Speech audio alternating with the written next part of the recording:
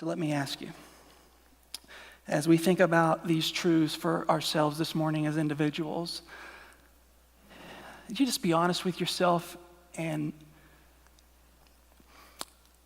just think about those areas of your life where you're facing right now massive, debilitating insecurity.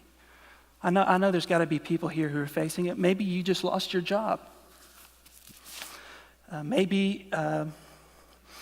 Maybe you just discovered something about your children that has wrecked your world.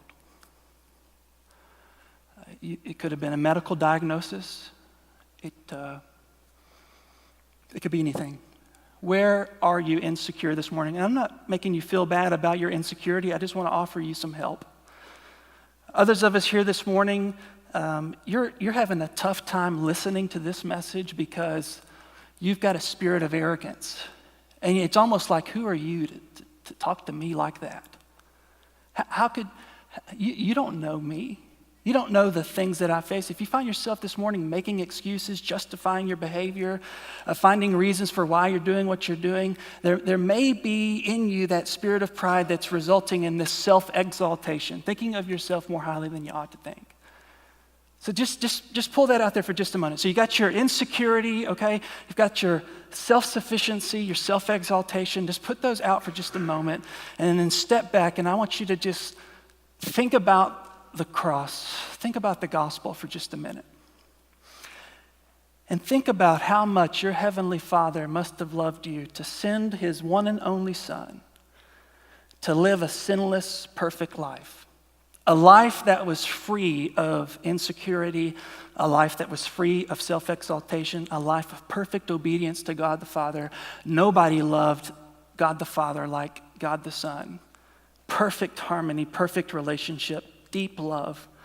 And then he took that relationship and he willingly laid down his life on the cross, not just dying a physical death, but experiencing the physical and emotional and spiritual separation from his heavenly Father because he embraced into himself the sin of all humanity.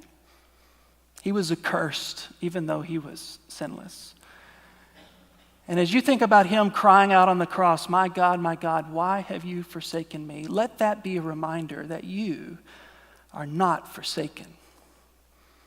That your Father loves you. And if he was willing to give his Son, how will he not also with him graciously give you all things? If you can trust him here with your salvation, why would you not trust him with what's going on with your child?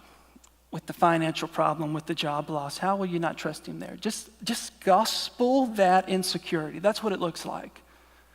And if you're here this morning and you're arrogant, this is a lot tougher to do, but just remind yourself, you may be really well perceived according to the standards of the world, but as you think about the holiness of God and what it would take to enter into a holy heaven, remind yourself of your need for grace. And you know what that'll do? It'll humble you. It'll make you a much more pleasant person.